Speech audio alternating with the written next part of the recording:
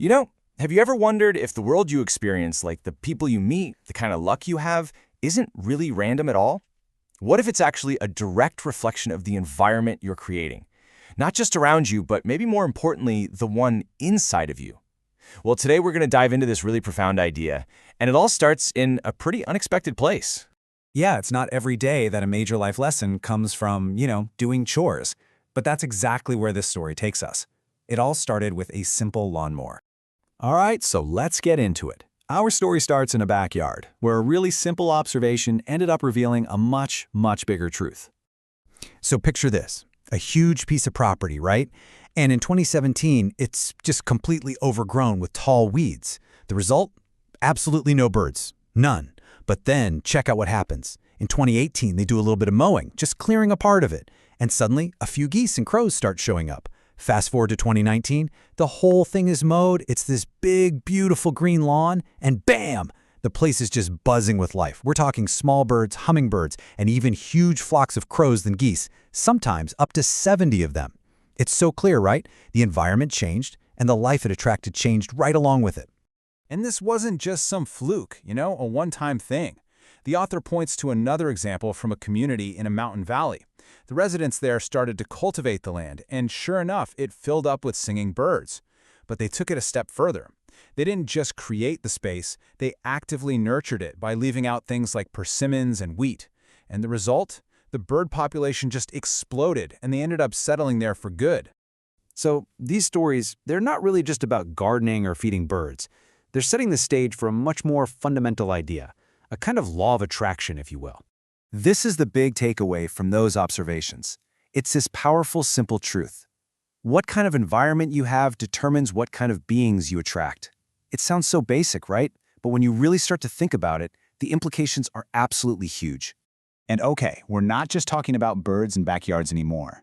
The source makes it really clear that this principle applies to, well, everything, from the natural world to the way we run our societies. I mean, just think about the natural world for a second. This is something we all kind of know instinctively, right?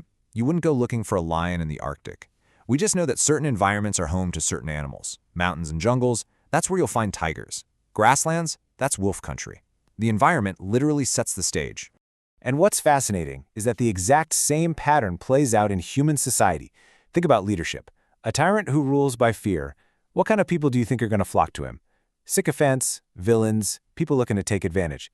But on the flip side, a wise, fair leader, they create an environment that attracts good, virtuous, and loyal people. In a way, the leader's own character becomes the environment. This even works for the physical places we build.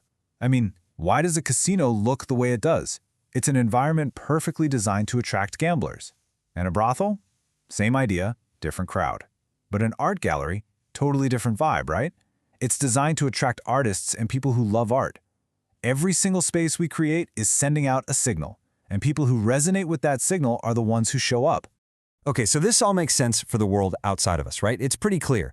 But now we get to the real heart of the matter. The source poses this crucial question.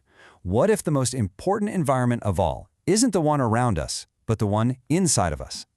And this is where we get to the core idea of this whole explainer. It's the concept that our inner world, our thoughts, our feelings, our character, isn't just a random jumble. It's an actual environment. An environment with its own powerful magnetic pull. The author actually has a specific term for this. It's called the inner environment. And we're not just talking about your mood on any given day. This is the whole shebang. The total state of your soul, your mind, your character. And the point is, just like a physical place, this inner place attracts things that match its vibe. And the source uses some really vivid, powerful metaphors to drive this home. Is your inner environment like a beautiful garden, just bursting with 100 flowers? Well, then it's naturally going to attract bees and butterflies. Things of beauty. Or, and the author is really blunt here, is it more like foul-smelling dog poop? Because if it is, you're going to attract flies. The quality of what's inside you literally dictates what shows up on the outside. Now, following this logic, the author makes some pretty big claims. The suggestion is that if your life is full of misfortune or you keep running into difficult people, the very first place you should look is inward, at your own inner environment. But it goes even further. The source posits a link between the collective inner environment of a population and major events, things like earthquakes, floods, plagues, even social unrest. The argument is that a polluted collective consciousness can actually attract a polluted chaotic world. So if our inner world is really that powerful, the big question is, what can we do about it? How do we take control? Let's get into the actionable parts. Really, the biggest takeaway here is about shifting our priorities. The source argues that our main task in life isn't what we typically think it is. Work, networking, climbing the ladder. Nope.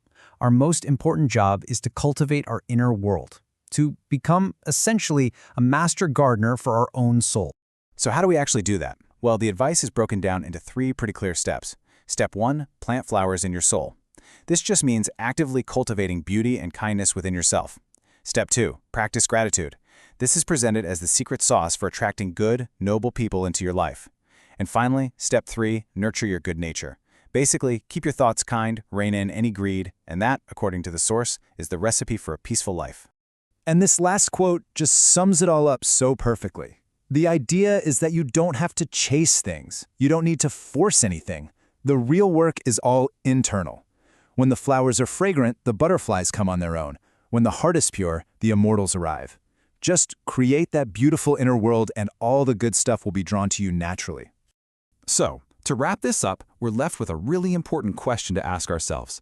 Just take a look at your own life, the people in it, the situations you find yourself in. If it's true that our world is just a mirror of what's inside us, then what is your environment attracting? The answer might just tell you everything you need to know about the kind of garden you've been tending to inside.